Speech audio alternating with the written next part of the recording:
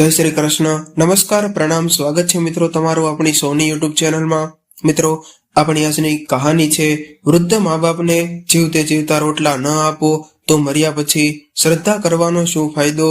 આખરે ઘરડા મા બાપની બે રોટલીઓ પણ વહુઓને કેમ ભારે લાગે છે। તો મિત્રો, આ કહાની એક પારિવારિક કહાની છે અને નાના મોટા દરેક લોકોએ ખૂબ જ સમજવા લાયક અને વિચારવા લાયક પ્રેરણાદાયક કહાની બનવાની છે। તો મારી તમને વિનંતી છે કે થોડો સમય કાઢીને વિડીયોમાં અંત સુધી જોડાયેલા રહેજો, કારણ કે આ કહાની એક પિતાની દુઃખદ અને દર્દભરી કહાની છે, જે સાંભળ્યા બાદ તમારી આંખો પણ ભીંજાઈ જશે। કહાની સાંભળીને પસંદ આવે તો વિડીયોને લાઈક કરીને વધુમાં વધુ શેર પણ કરજો।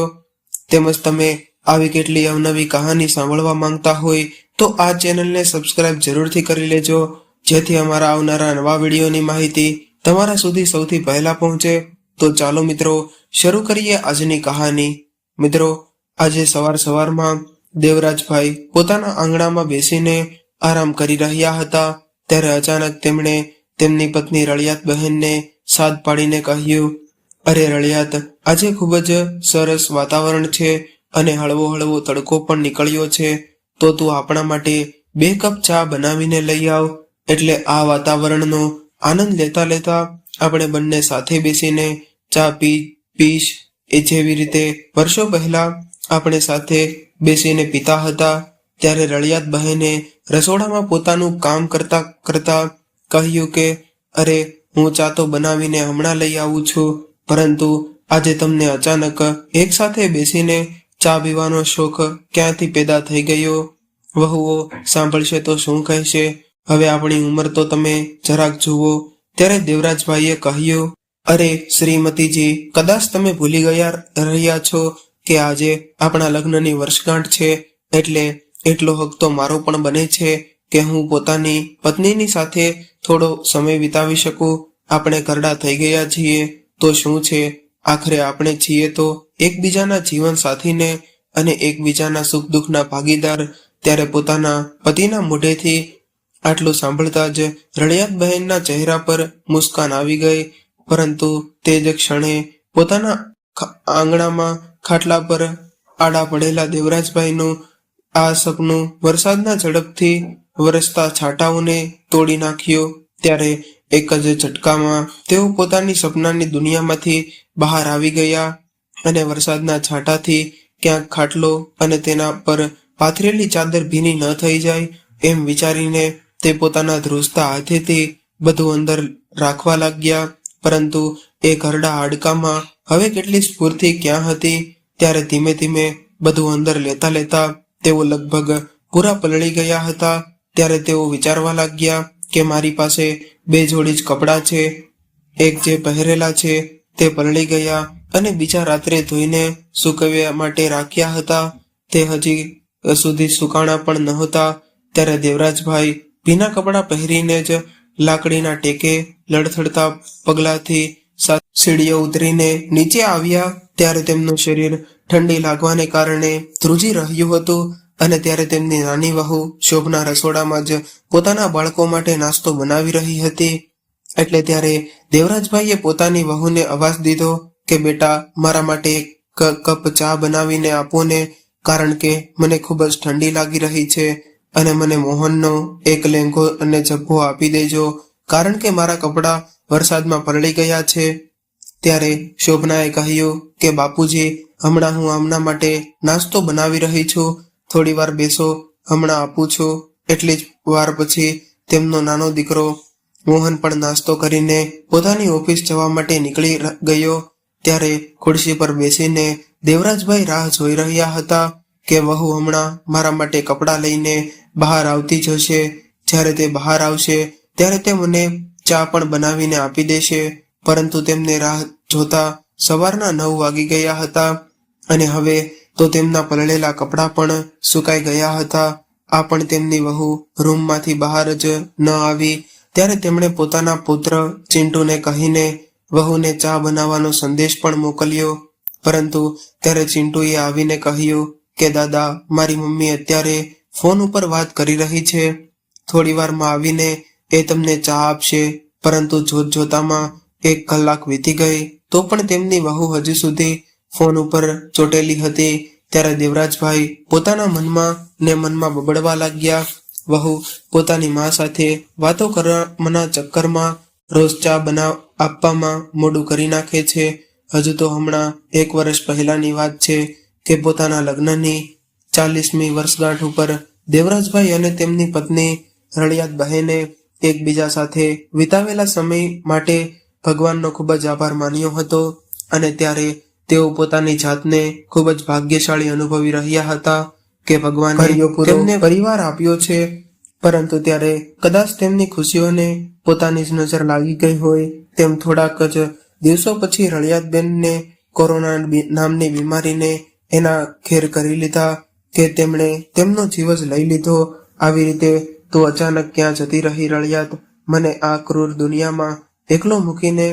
આ બધું વિચારતા જ તેમની આંખોમાં આંસુ આવી ગયા. લગભગ અડધો કલાક વધારે વીત્યા પછી જ્યારે તેમની વહુ બહાર આવી ત્યારે રસોડામાં જઈને ચા બનાવી દીધી અને કપમાં ચા ભરીને પોતાના સસરાની સામે રાખી દીધી. ત્યારે દેવરાજભાઈએ ચાનો એક ઘૂંટડો પીતા જ તેમના મનમાંથી અવાજ આવ્યો કે વાહ, ફરીવાર એ જ ઉકળેલું પાણી પકડાવીને ચાલી ગઈ. એટલી જ વાર વહુને મેં કહ્યું કે ચામાં આદુ કે એલાયચી નાખે અને કંઈ વધારે નહીં તો તુલસીના 2 પત્તા પણ નાખી દે, જેથી મારા મનને તૃપ્તિ મળી જાય. પરંતુ વહુએ તો જાણે નક્કી કરી રાખ્યું છે કે ક્યારેય પણ મારી પસંદની ચા મને બનાવીને આપશે જ નહીં. આ પણ ભલા કોઈ ચા છે? આ તો ઉકળેલું પાણી અને ઘણી બધી ખાંડ અને ભૂકી દૂધ નામ ઉપર તો 2 ઘૂંટડા. મેં તેમને કેટલી વખત કહ્યું છે કે મને ડાયાબિટીસ છે તો ગળ્યું થોડુંક ઓછું બનાવતી ચા.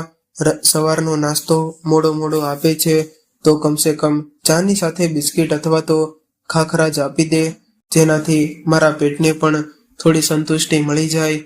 પરંતુ વિચારતા જ દેવરાજભાઈની આંખોમાંથી આંસુ વહેવા લાગ્યા. ત્યારે તેઓ ચાની સાથે સાથે આંસુ પણ પીતા ગયા અને મનમાં ને મનમાં દુઃખી થતા રહ્યા અને વિચારવા લાગ્યા કે વહુને કહેવાનો પણ શું ફાયદો? તેનો જવાબ તો મને ખબર જ છે. જેવું પણ બની રહ્યું છે ચૂપચાપ ખાઈ પી લેતા જાઓ અને રામ નામની માળા જપ્યા કરો. વધારે ટોકી કરવાની કોઈ જરૂરત નથી. મિત્રો, તમને જણાવી દઈએ કે દેવરાજભાઈને 2 દીકરા અને 2 વહુઓ છે અને તેમની પત્નીના મૃત્યુ બાદ તેમના બંને દીકરાઓએ 2 માળનું ઘર હતું તેના ભાગ પાડી દીધા હતા. ઉપરના માળે 2 રૂમ નાના દીકરા અને વહુને લઈ લીધા અને નીચેના માળના 2 રૂમમાં મોટો દીકરો અને વહુએ પોતાનો અને પોતાના બાળકોનો સામાન રાખી દીધો હતો. દેવરાજભાઈ અને તેમના પત્નીનો જે રૂમ પહેલા હતો તેમાં પણ બાળકોનો સામાન રાખીને તેને બાળકોનો રૂમ બનાવડાવી નાખ્યો અને તેમને દલીલ એ આપવામાં આવી કે હવે બાતો રહ્યા નથી અને બાપુજીનો એટલો સામાન પણ છે કે નહીં કે તેઓ એક આખો રૂમ ઘેરીને બેસી જાય. બાપુજી, હવે તમારે આવડા મોટા રૂમની શું જરૂરત છે? નાનો દીકરો મોહન બોલ્યો. તો ત્યારે એના મોટા દીકરા નરેશે પણ તેમની વાતમાં સહાનુભૂતિ દર્શાવતા કે એકલા બાપુજી તો નાના રૂમમાં પણ રહી શકે છે. પોતાની પત્ની રળિયાતબેનના ગયા પછીથી બંને વહુઓની અંદરો અંદર ખુસુર-પુસુર થતા જોઈને દેવરાજભાઈને કંઈક આવી જ વાતોનો અંદેશો તો પહેલા જ લાગી ગયો હતો.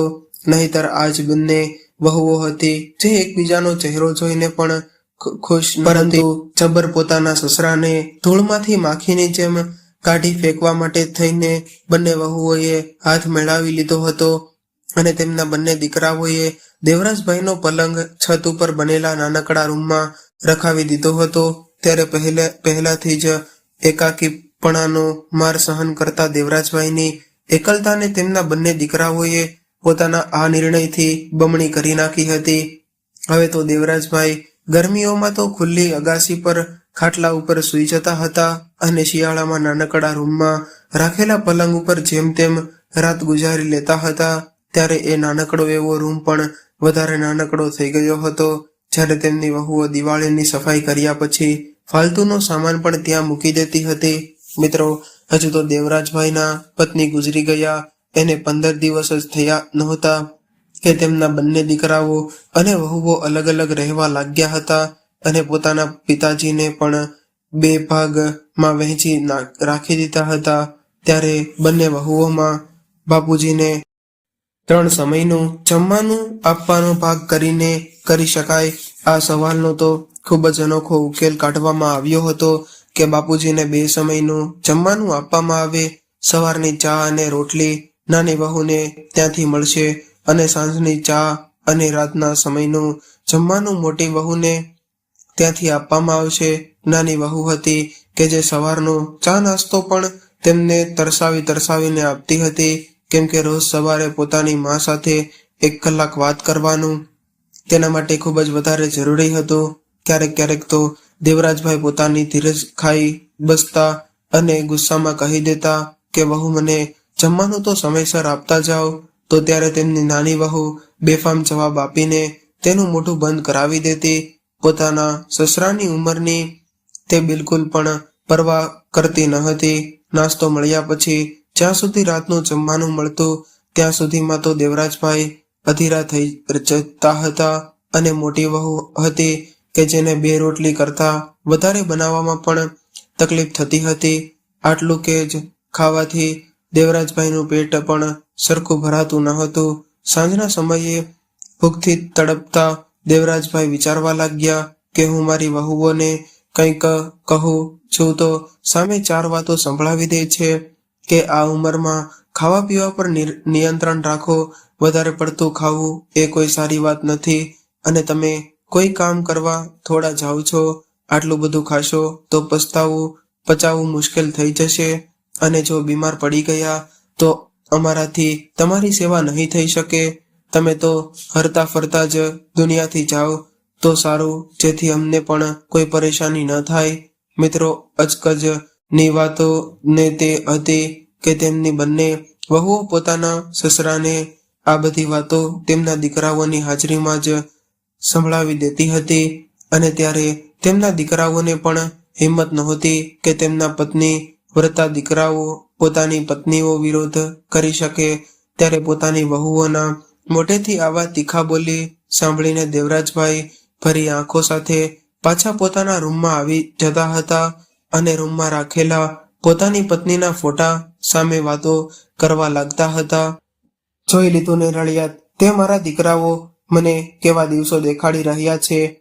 જ્યાં સુધી તું મારી સાથે હતી ત્યારે મારા આત્મસન્માન પર જરાય આંચ આવવા દેતી નહોતી. મારી દરેક નાની મોટી જરૂરિયાતોને તું પૂરેપૂરું ધ્યાન રાખતી હતી.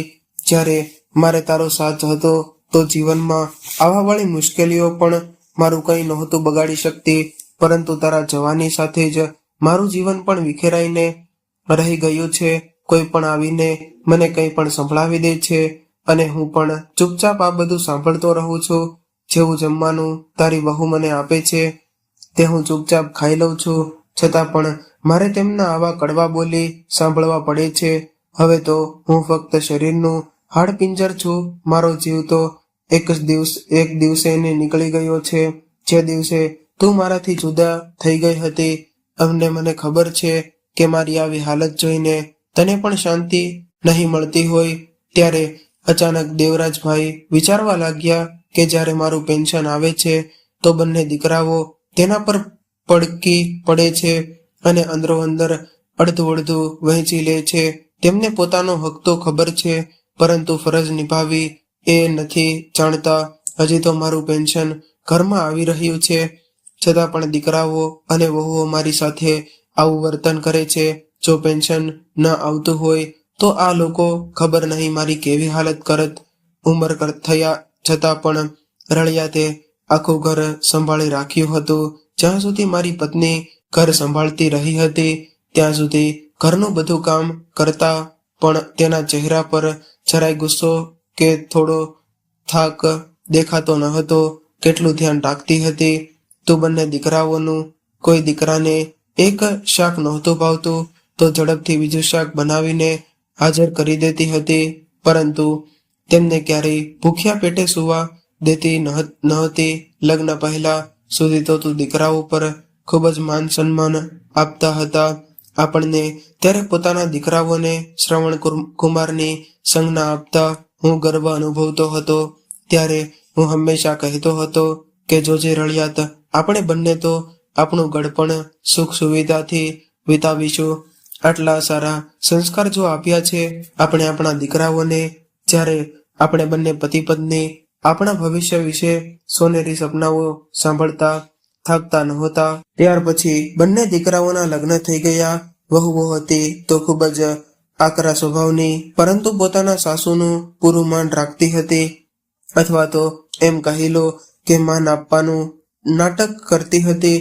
આખું ઘર જો સાંભળી રહ્યું હતું. તેમની સાસુમાએ અડધાથી વધારે કામ તો તૈયાર કરેલું જ હતું તે બંનેને. ત્યારે આપણો આખો પરિવાર ખુશાલ હતો. પછી અચાનક એક દિવસ ડેન્ગ્યુના તાવે રળિયાતને પૂરી રીતે જકડી લીધી. આજે પણ તે રાત મને યાદ છે જ્યારે રળિયાત 108 ડિગ્રી તાવમાં કણસી રહી હતી. ત્યારે દુખાવાને કારણે તેનું માથું ફાટી રહ્યું હતું. મેં કેટલું કહ્યું હતું પોતાના બંને દીકરાઓને કે પોતાની બા માટે થઈને તાવની દવા લઈ આવો, પરંતુ બંને દીકરાઓ એમ કહીને વાત ટાળી નાખી કે અત્યારે કોઈ દુકાન ખુલ્લી નહીં હોય, પરંતુ સરકારી દવાખાનામાં તો દિવસ રાત ખુલ્લા રહે છે ને. આ વાતના પર તેમના ઉપર કોઈ અસર થઈ નહીં. કદાચ ત્યારે નિંદર તેમને લોકોને પોતાની માં કરતા વધારે વહાલી હતી.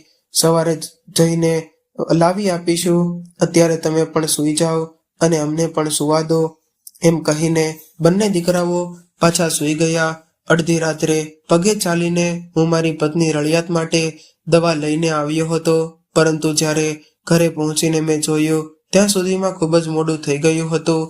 રળિયાત તો મારી રાહ જોતા આ દુનિયામાંથી વિદાય થઈ ગઈ હતી. એના ગયા પછી તો જાણે હું સાવ અપંગ જ થઈ ગયો હતો.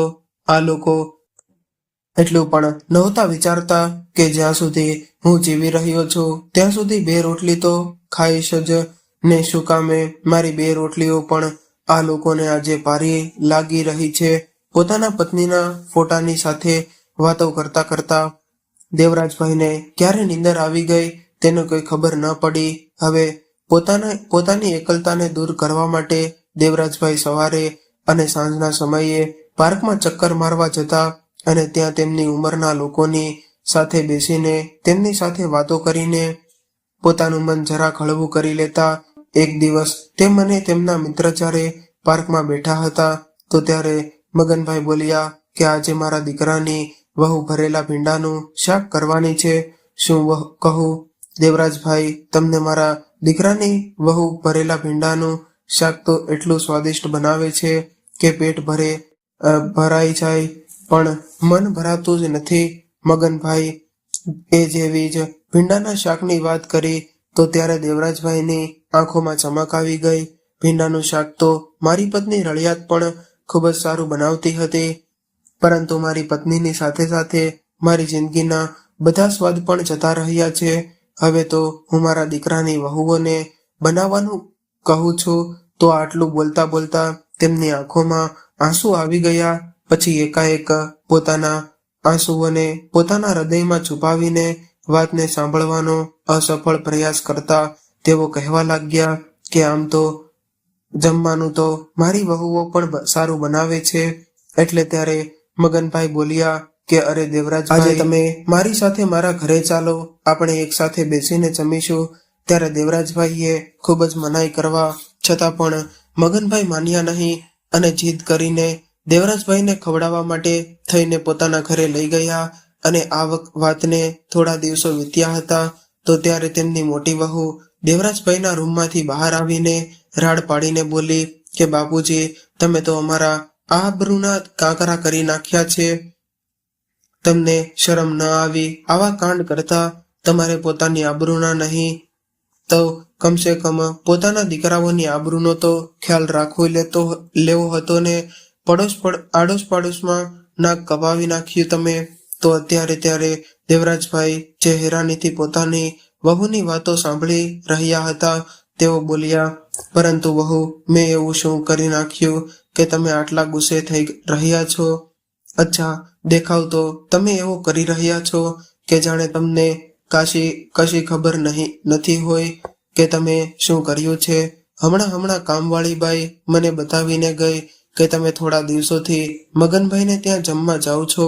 ત્યારે તેમની મોટી વહુએ આ કહ્યું તો તેમના સૂર ભેળવતી નાની વહુ બોલી કે શું અને તમને જમવાનું નથી બનાવી આપતા કે તમે આજકાલ પાડોશીઓના ઘરોમાં મોઢા મારી રહ્યા છો. તમે જાણો પણ છો કે હું કેટલા રૂપિયાવાળા ખાનદાનની દીકરી છું. જો મારા પિયરમાં આ વાતની ખબર પડી ગઈ તો મારું શું આબરૂ રહી જશે. દુનિયા શું વિચારશે કે દીકરાઓ અને વહુઓ ભેગા થઈને પણ મા બાપને 2 સમયનું જમવાનું નથી આપી શકતા. ત્યારે પોતાની બંને વહુઓની ખરી ખોટી વાતો સાંભળીને દેવરાજભાઈનું હૃદય જોરથી લાગ્યું. હવે તેમને પણ લાગ્યું હતું કે કદાચ તેમને ખૂબ જ મોટી અપરાધ કરી નાખ્યો છે. ત્યારે અપરાધ બોધની ભાવના કારણે તેઓએ કંઈ બોલી ન શક્યા અને દુઃખી મનથી સાથે પાછા આવીને પલંગ પર બેસી ગયા. પછી બીજી ક્ષણે વિચાર ખાવા મળતું હોય તો હું કોઈ બીજાના ઘરે જમવા માટે શું કામ જાઉં. જો તે મગનભાઈ તેના ઘરે 1 કે 2 દિવસ ખાધું પણ છે તો એમાં એવડો મોટો શું ગુનો કરી નાખ્યો. હું પણ ભૂખ્યો ક્યાં સુધી રહું. આખરે મારું પણ મન થાય છે ભરપેટ સ્વાદિષ્ટ ભોજન ખાવાનો. બીજા દિવસે સવારે દેવરાજભાઈ જ્યારે સીડીઓથી નીચે ઉતરી રહ્યા હતા તો તેમને સ્વાદિષ્ટ ભોજનની સુગંધ આવવા લાગી.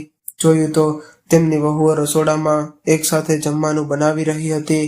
ત્યારે એકાએક તેમને યાદ આવ્યું કે આજે તો પોતાની પત્ની રળિયાતની વરસી છે. આજના દિવસે તો રળિયાતબેન અમને હંમેશા માટે એકલા મૂકીને જતા રહ્યા. આજે રળિયાતબેનનું પસંદગીનું બધું જમવાનું તૈયાર કરવામાં આવી રહ્યું હતું. ભરેલા રીંગણા, બટેકાનું શાક, ચણાનું શાક, પૂરી અને ખીર બનાવવામાં આવી રહી હતી. ખમણ અને દાળ ભાત પણ બનાવવામાં આવ્યા હતા. જોરશોરથી બધી તૈયારીઓ કરવામાં આવી રહી હતી.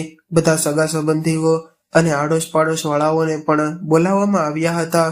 ત્યારે દેવરાજભાઈએ તેમની નાની વહુને અવાજ દીધો, વહુ મારા માટે 1 કપ ચા તો બનાવી આપો.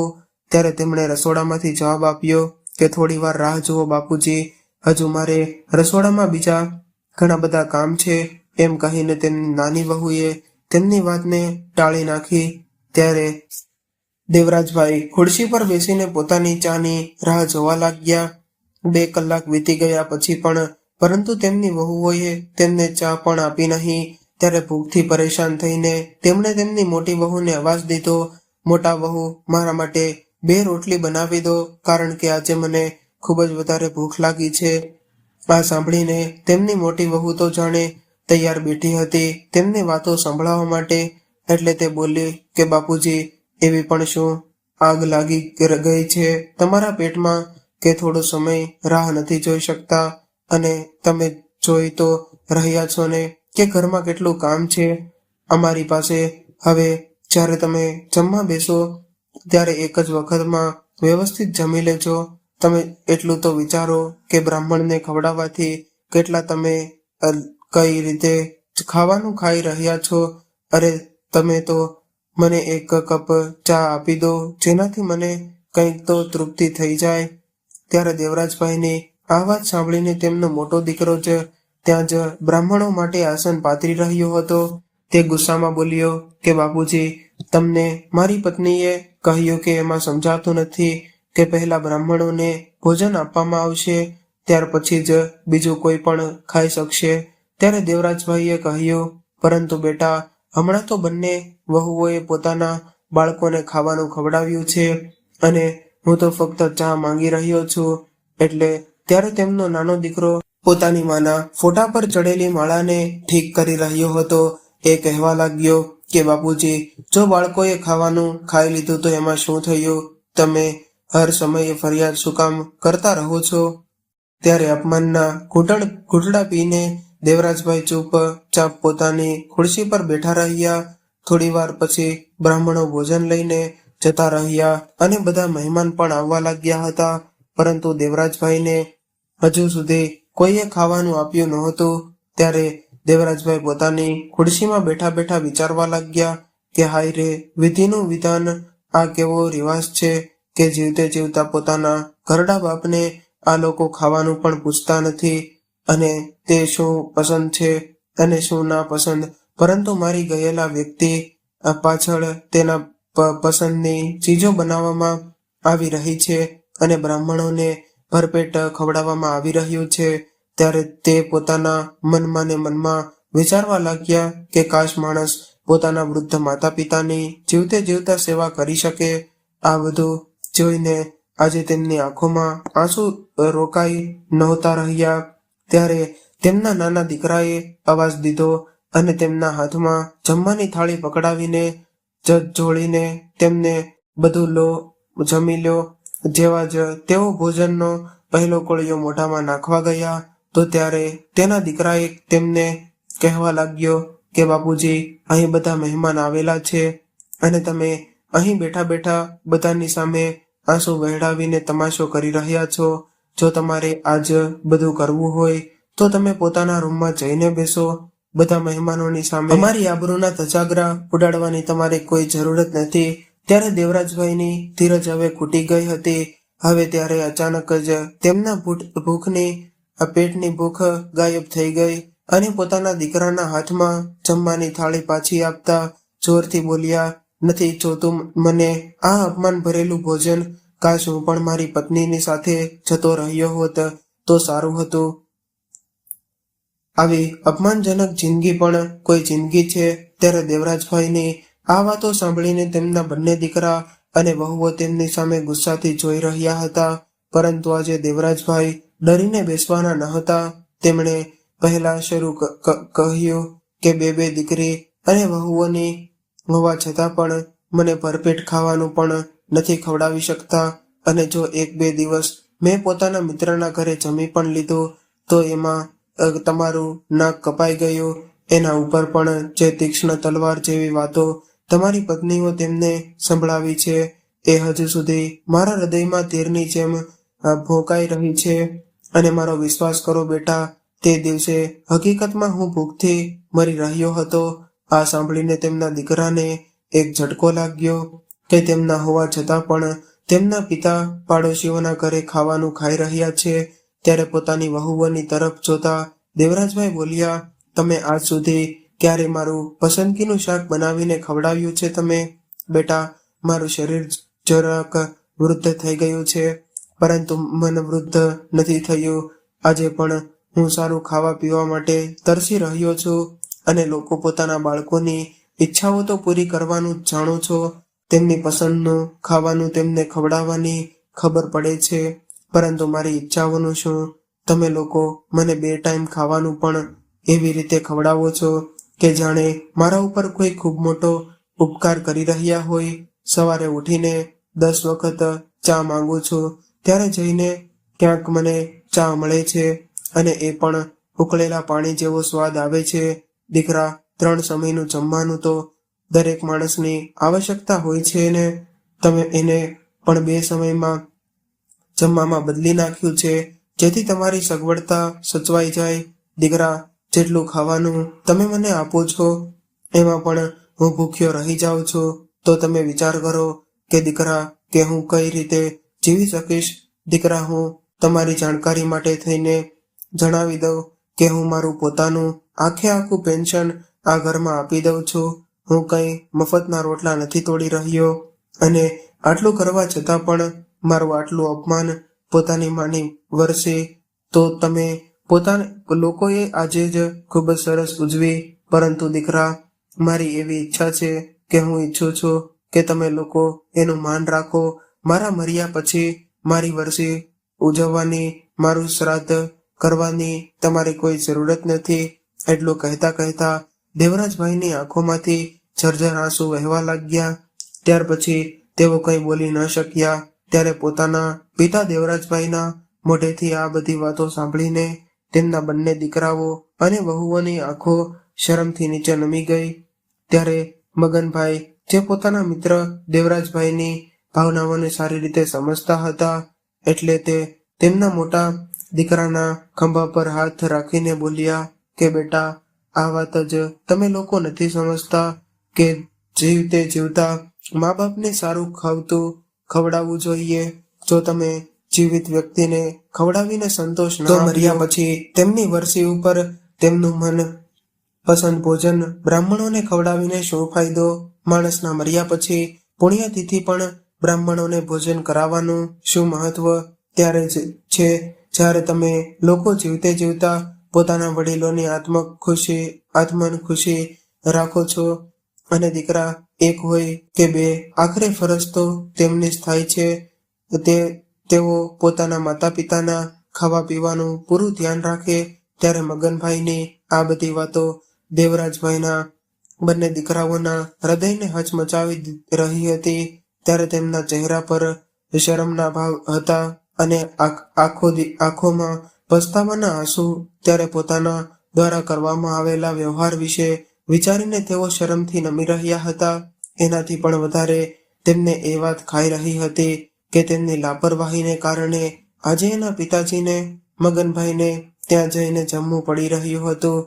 હવે બધા મહેમાનોના ગયા બાદ તેમના બંને દીકરાઓએ પોતાના બંને દીકરાઓએ દેવરાજભાઈના પગમાં પડીને તેમની માફી માંગી અને પોતપોતાની પત્નીઓને આદેશ આપ્યો કે બાપુજીને જે રૂમ તેમણે બાળકોને આપી દીધો હતો તે તાત્કાલિક ખાલી કરીને તેમાં બાપુજીનો સામાન પાછો ગોઠવી દેવામાં આવે અને બાપુજીના જમવાનું ખાસ ધ્યાન રાખવાની ચેતવણી પણ આપી દીધી.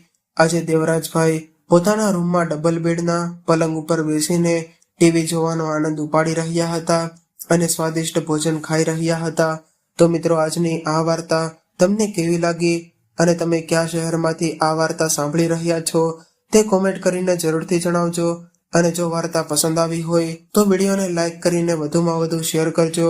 અને આવી જ કેટલી અવનવી કહાની સાંભળવા માટે અમારી ચેનલને જરૂરથી સબસ્ક્રાઇબ કરજો. હર હર મહાદેવ. રાધે રાધે.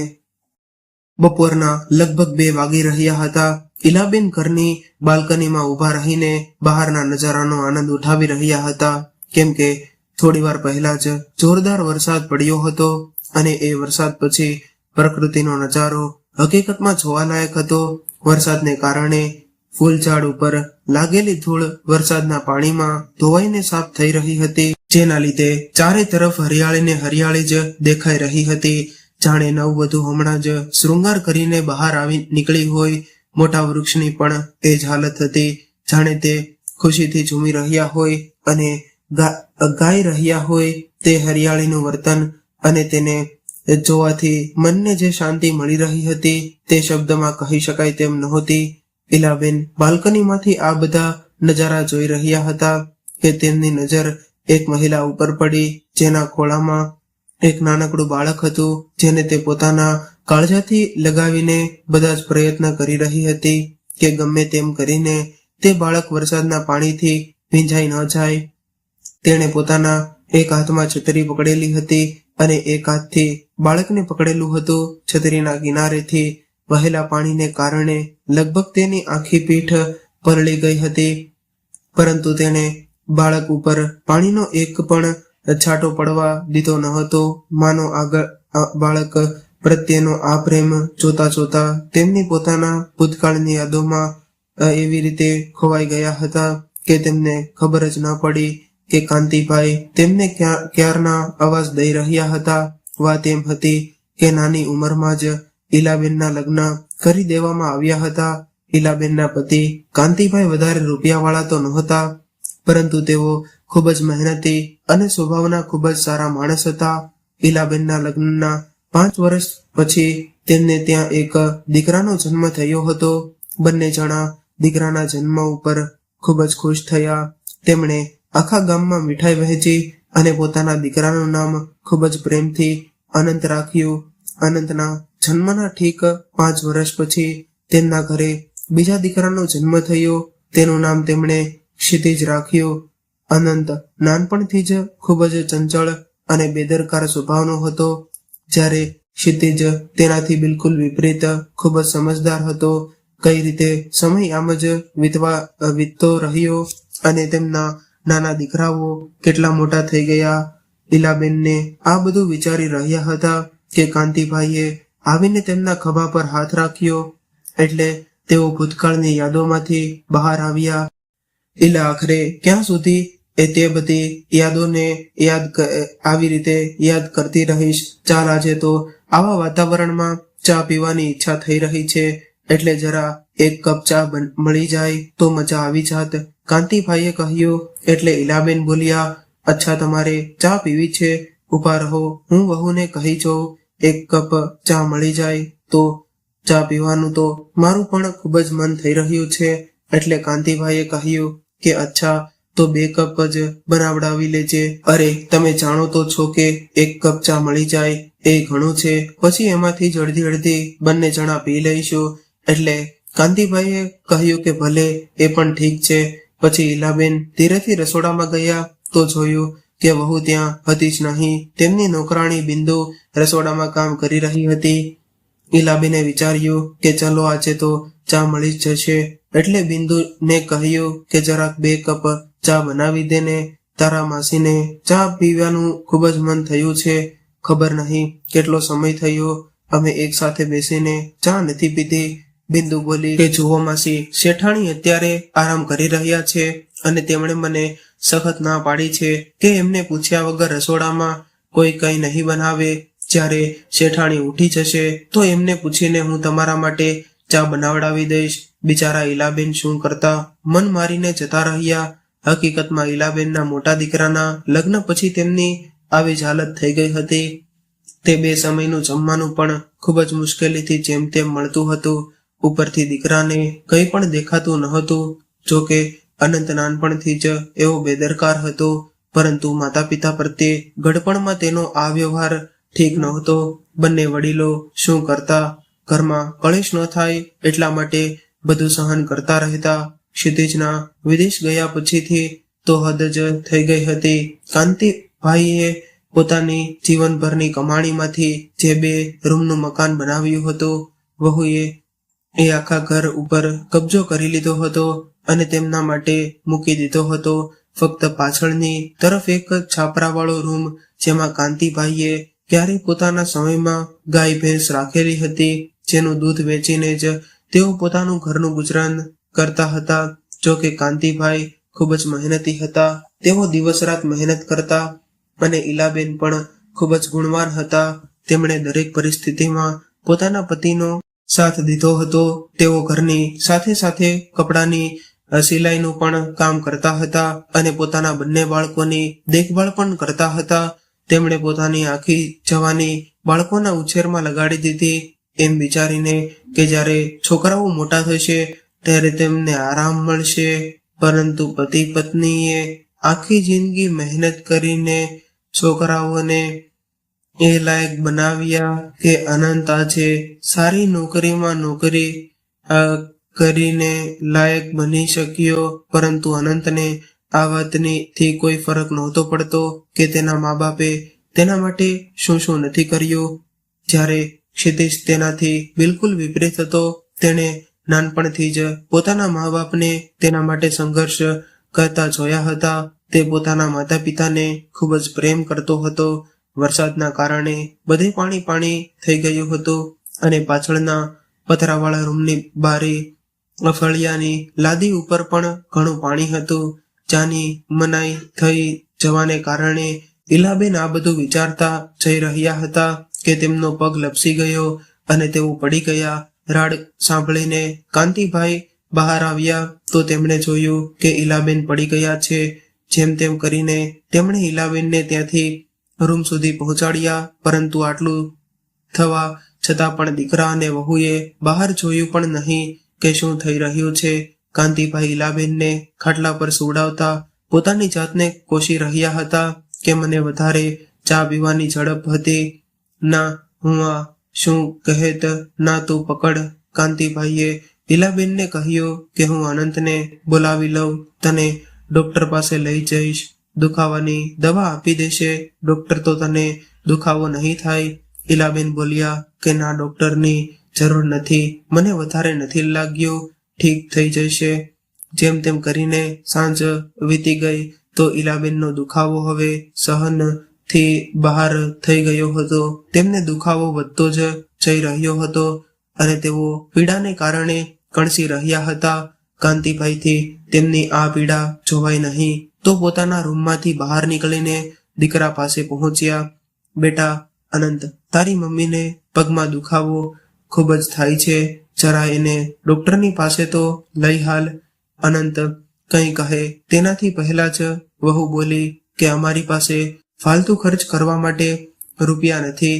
સમજ્યા તમે ડોસીમાને શું જરૂર હતી આટલા મારવાની? ગડપણમાં પણ શાંતિથી બેસી નથી શકતા. એક જગ્યાએ થઈ જશે, બરાબર મરી નહીં જાય.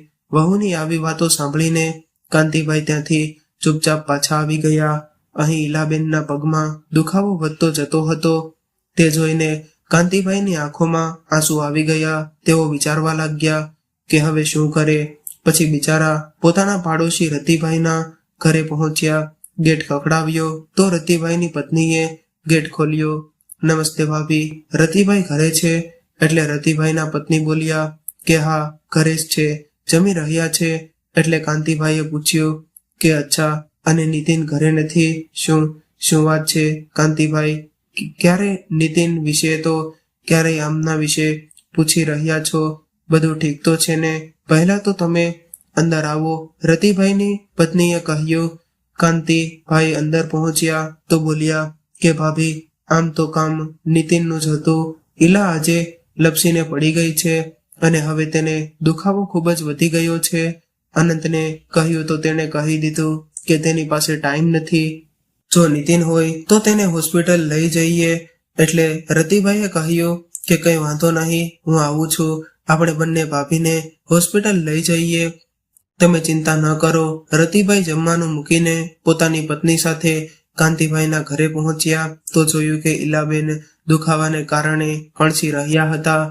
ત્રણેય જણાએ તેમને ઉપાડીને હોસ્પિટલ પહોંચાડ્યા. ડોક્ટરે તેમના પગનો એક્સરે કર્યો તો ખબર પડી કે તેમનું પગનું હાડકું 2 જગ્યાએથી તૂટી ગયું છે. તેમના પગનું ઓપરેશન કરવું પડશે, કેમ કે ગળપણમાં શરીરમાં કેલ્શિયમ ઓછું થઈ જાય છે, જેને કારણે હાડકું જલ્દીથી જોડાઈ નથી શકતું. બિચારા કાંતિભાઈ પાસે તો ઈલાબેનના દવાના પણ રૂપિયા ન હતા. ઓપરેશનની વાત સાંભળીને તો તેઓ ગભરાઈ ગયા. રતિભાઈ અને તેમની પત્નીએ તેમને હિંમત આપી અને દવાનો ખર્ચો પણ રતિભાઈએ જ આપ્યો. કાંતિભાઈ રડતા રડતા કહેવા લાગ્યા કે રતિભાઈ, હું તમારા રૂપિયા જલ્દી તમને પાછા આપી દઈશ, તમારી ખૂબ જ મહેરબાની. જ્યારે અમારી પોતાની સંતાન, તેના માટે અમે કેટલું બધું કર્યું, તેણે સાથ ના આપ્યો, ત્યારે તમે સગાથી પણ વધીને મારો સાથ આપ્યો. હું તમારો આ ઉપકાર ક્યારે પણ નહીં ભૂલું. હું જલ્દી જ તમારા રૂપિયા પાછા આપી દઈશ. એટલે રતિભાઈએ કહ્યું કે કરી નાખ્યો ને તમે, મને પારકો. અરે કાંતિભાઈ, ભાભી મારા પણ કંઈ લાગે કે છે નહીં, અને આપણે પાડોશી થઈને એકબીજાના કામ નહીં આવીએ તો કોઈ પણ ક્યારે કામ આવીશું? કહો મને. ચલો હવે આંસુ લૂછો, ભાભી જલ્દી ઠીક થઈ જશે. ઈલાબેનને ઘરે લાવ્યા પછી રતિભાઈ અને તેમના પત્ની બંને આખી રાત કાંતિભાઈની સાથે રહ્યા અને સવાર પડી તો રતિભાઈએ કહ્યું કે હવે અમે જઈએ, કંઈ પણ જરૂરત હોય તો કહી દેજો. બપોર થઈ તો શુભ અનંત તો નાનો દીકરો, તેની ઉંમર લગભગ 7-8 વર્ષ હશે, ભાગતો આવ્યો અને પોતાના દાદાને કહ્યું કે દાદા, દાદીને પગમાં લાગી ગયું છે, ખૂબ જ દુખાવો થઈ રહ્યો હશે ને? મેં દાદીનો અવાજ સાંભળ્યો હતો પણ મમ્મીએ મને અહીંયા આવવા જ ન દીધો. દાદી ક્યાં છે? દાદા, મારે તેમની સાથે વાત કરવી છે. કાંતિભાઈએ શુભને અંદર લઈ ગયા અને ઈલાબેન આરામ કરી રહ્યા હતા. શુભે પોતાના નાનકડા કોમળ હાથોથી ઈલાબેનના માથા પર હાથ ફેરવ્યો તો તેમના સ્પર્શથી ઈલાબેનની આંખો ખુલી ગઈ અને તેમણે જોયું તો શુભ પોતાની દાદીને આ હાલતમાં જોઈને ખૂબ જ દુઃખી થઈ રહ્યો હતો. તેની નાનકડી માસૂમ આંખોમાંથી આંસુ છલકાઈ ગયા તો તે બોલ્યો કે દાદી, તમને ખૂબ જ લાગ્યું છે ને? ખૂબ જ દુખાવો થઈ રહ્યો છે ને? પોતાના પ્રત્યેની લાગણી જોઈને ઈલાબેનની પણ આંખોમાંથી આંસુ છલકવા લાગ્યા. તેઓ બોલ્યા, ના બેટા, હવે હું ઠીક છું, તું દુઃખી ન થતો. ત્યારે શુભ બોલ્યો કે મને ખબર છે મારા મમ્મી પપ્પા બહુ ખરાબ છે. દાદી તમે કાકાને કેમ નથી બોલાવી લેતા? શુભની વાત સાંભળીને કાંતિભાઈને પણ થયો કે સાચું કહી રહ્યો છે દીકરો, તારા કાકાને બોલાવવા જોઈએ. ત્યારે ઈલાબેન બોલ્યા કે તમને ખબર છે વિદેશમાં મારો દીકરો એકલો કેવી રીતે મુશ્કેલીઓનો સામનો કરી રહ્યો હશે? ના, તેને આપણે કંઈ પણ નહીં કહીએ. વિદેશમાં રહીને એકલા કમાવું કંઈ સહેલું નથી, ખૂબ જ મુશ્કેલીઓ સહન કરવી પડે છે. કાંતિભાઈએ કહ્યું, ઠીક છે બાપા, ગુસ્સો શું કામ કરે છે? હું કંઈ નહીં કહું. ત્યારે ઊભો થઈને શુભ તે બંનેની વાતો સાંભળી રહ્યો હતો. અચાનક ગાડીનો હોર્ન વાગ્યો તો હોર્ન સાંભળીને શુભ બોલ્યો કે દાદી હવે હું જાઉં છું, મમ્મી આવી ગઈ છે, કદાચ પછી આવીશ, તમે તમારું ધ્યાન રાખજો. આટલું કહીને શુભ પોતાના રૂમમાં ભાગી ગયો. સાંજે શુભને પોતાના પપ્પાના ફોનમાંથી સ્કૂલનું કંઈક કામ કરવાનું હતું એટલે એણે અનંતનો ફોન માંગ્યો. કેમ કે સ્કૂલનું કંઈક કામ શુભ રોજ ફોનમાંથી કરતો હતો એટલે અનંતે પણ તેને ફોન આપી દીધો અને બીજા રૂમમાં જતો રહ્યો. અને ત્યારે શુભે પોતાના પપ્પાના ફોનમાંથી પોતાના કાકાનો નંબર ડાયલ કર્યો અને ક્ષિતિજને એક વોઇસ મેસેજ મોકલ્યો કે કાકા, દાદા દાદી ખૂબ જ પરેશાન છે, દાદીને પગમાં લાગ્યું છે, મમ્મી પપ્પા તેનું જરાય પણ ધ્યાન નથી રાખી રહ્યા. કાકા તમે ગમે તેમ કરીને જલ્દી અહીં આવી જાઓ, દાદીની તબિયત ખરાબ છે. અને કાકા હું મમ્મી પપ્પાથી છુપાઈને તમને મેસેજ કરી રહ્યો છું એટલે તમે પપ્પાને ન કહેતા, નહીતર મને ખૂબ જ માર પડશે. મેસેજ કરીને તેણે મૂકી દીધો અને જેવું જ તેનું સ્કૂલનું કામ ખતમ થઈ ગયું એણે તે મેસેજ પણ ડિલીટ કરી નાખ્યો અને ફોન પોતાના પપ્પાને આપી દીધો. અને ત્યાં ક્ષિતિજ પાસે મેસેજ પહોંચી ગયો હતો. આગળના 2-3 દિવસની અંદર ક્ષિતિજ પોતાની ઓફિસમાંથી છુટ્ટી લઈને પોતાના ઘરે આવી ગયો અને ક્ષિતિજે દરવાજો ખખડાવ્યો તો તેની ભાભીએ દરવાજો ખોલ્યો. ક્ષિતિજ, તું અચાનક અહીં કેમ ભાભી? મને જોઈને ખુશ ન થયા? એટલામાં શુભ અંદરથી ભાગીને આવ્યો અને પોતાના કાકાને ગળે વળગી ગયો. ક્ષિતિજે પણ તેને તેડી લીધો અને કહ્યું કે કેવો છે મારો ચેમ્પિયન? એટલે શુભ બોલ્યો કે હું તો બરાબર છું કાકા. અચ્છા બેટા, મને કહે તો દાદા દાદી ક્યાં છે? દાદા દાદી પાછળના પતરાવાળા રૂમમાં છે. કાકા, શું પતરાવાળા રૂમમાં? ક્ષિતિજ શુભની આ વાત સાંભળીને ચોંકી ગયો. તેણે શુભને નીચે ઉતાર્યો અને અંદર ગયો. જઈને જોયો તો ઈલાબેનની આ હાલત એ જોઈને તે ખૂબ જ દુઃખી થઈ ગયો. તે પોતાના ભાઈ ભાભી પર ખૂબ જ ગુસ્સો તો પહેલેથી જ હતો જ્યારથી શુભે તેને અહીં વિશે જાણકારી આપી હતી ફોન ઉપર. પરંતુ હવે પોતાની મમ્મીની હાલત જોઈને તેને ગુસ્સો 7મા આકાશે પહોંચી ગયો હતો. ક્ષિતિજને સામે જોઈને કાંતિભાઈએ કહ્યું કે અરે બેટા ક્ષિતિજ, તું અહીં તે કંઈ આવવાની જાણ ન કરી. ક્ષિતિજે ગુસ્સામાં કહ્યું કે પપ્પા તમે તો મારી સાથે વાત જ ન કરો. અહીં આટલું બધું થઈ ગયું અને તમે મને કંઈ પણ જાણ નથી કરવી, જરૂરી ન સમજી. એટલા માટે ઈલાબેન બોલ્યા, ક્ષિતિજ બેટા તારા પપ્પા ઉપર ગુસ્સે ન કર. એમણે તો કહ્યું હતું કે આપણે ક્ષિતિજને બોલાવી લઈએ પણ મેં જ એમને ના પાડી દીધી. ના પાડી પણ શું કામે મમ્મી? શું તમને મારા ઉપર વિશ્વાસ નહોતો કે તમે બંનેએ મને એ લાયક પણ ન સમજ્યો કે તમારા દુઃખ અને તકલીફ મને કહી શકો?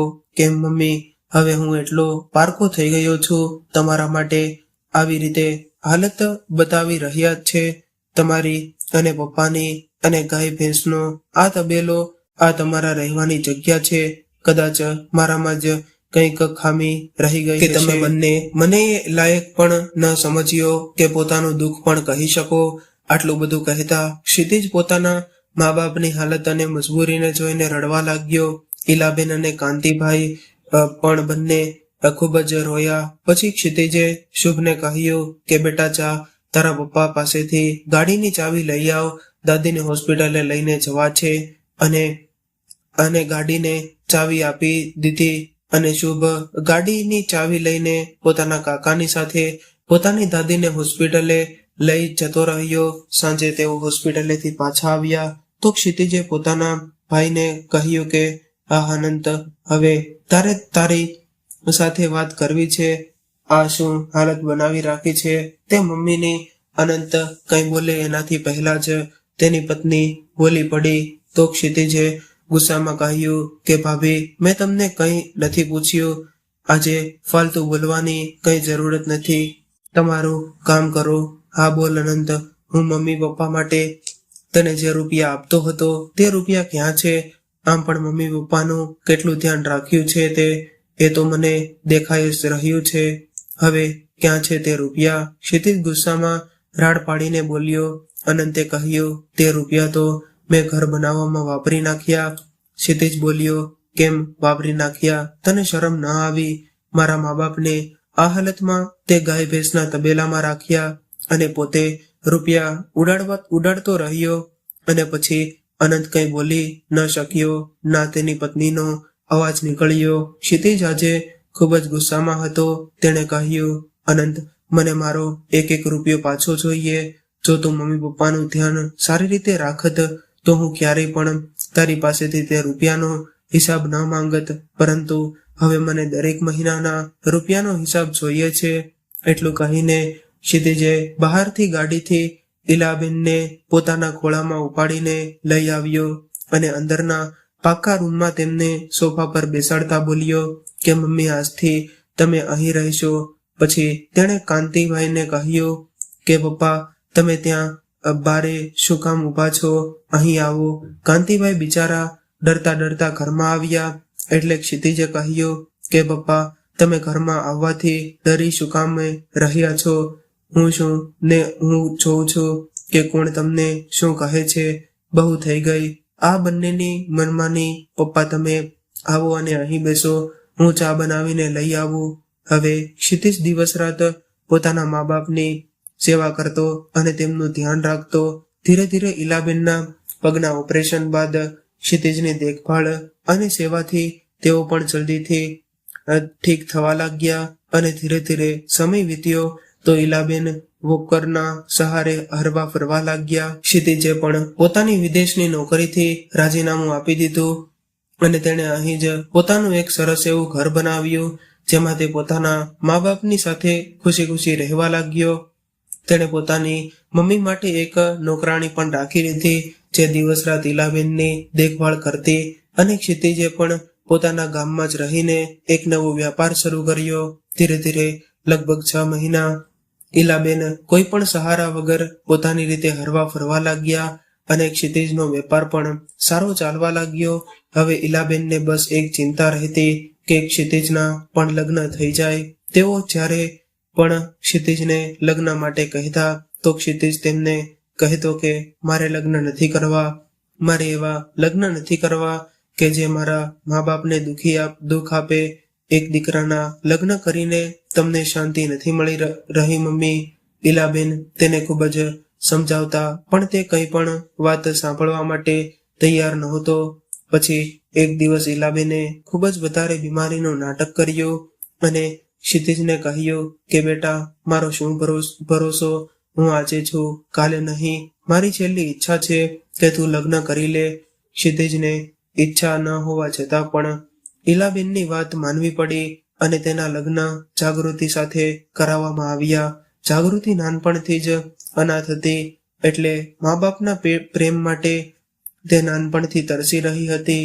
જે દિવસે તેમના લગ્ન થયા તેણે ઇલાબેનને પોતાની માં અને કાંતિભાઈને પોતાના પિતા માનીને તેમની દિવસ રાત સેવા કરી. અને ક્ષિતિજ પણ પોતાની પત્નીનો પોતાના માતા પિતા પ્રત્યે વ્યવહાર જોઈને ખૂબ જ ખુશ થઈ ગયો હતો. જો કે ક્ષિતિજ અને તેની પત્નીએ અને તેના માતા પિતાએ અનંત સાથે બધા સંબંધ ખતમ કરી નાખ્યા. પણ શુભ આજે પણ તે બધાની આંખોનો તારો હતો. તેના કાકા કાકી અને દાદા દાદી શુભને ખૂબ જ પ્રેમ કરતા હતા. ક્ષિતિજ જેવો દીકરો મેળવીને ઇલાબેન અને કાંતિભાઈ ખૂબ જ ખુશ થઈ ગયા હતા. ઉપરથી જાગૃતિ, તેમની નાની વહુ, તેણે તેમની સેવામાં ક્યારેય કોઈ પણ ખામી રાખી નહોતી. આજે ઇલાબેન અને કાંતિભાઈ પોતાના દીકરા અને વહુની સાથે ખૂબ જ ખુશ છે. ક્ષિતિજ અને જાગૃતિને ત્યાં એક નાનકડી દીકરીએ જન્મ લીધો. જેને જોઈને દાદા દાદી ફૂલ્યા ન સમાણા. હવે ઈલાબેન અને કાંતિભાઈ ખૂબ જ ખુશી પોતાની નાનકડી પરીને મોટી થવા જોઈને ક્યાંક ને ક્યાંક પોતાના બાળકોના નાનપણને યાદ કરીને ખુશ થયા રહેતા. હવે તેમનો પરિવાર એક સુખી પરિવાર છે. ક્ષિતિજ અને જાગૃતિ સાથે તેઓ પોતાના નવા ઘરમાં ખુશી પોતાનું ગળપણ વિતાવી રહ્યા છે. મિત્રો, આજની આ વાર્તા કેવી લાગી અને તમે કયા શહેરમાંથી સાંભળી રહ્યા છો તે કોમેન્ટ કરીને જરૂરથી જણાવજો. અને જો વાર્તા ગમી હોય તો લાઈક કરીને વધુમાં વધુ શેર કરજો. અને આવી જ અવનવી વાર્તા સાંભળવા માટે ચેનલને જરૂરથી સબસ્ક્રાઇબ કરજો. ત્યાં સુધી સૌને હર હર મહાદેવ, રાધે રાધે, જય શ્રી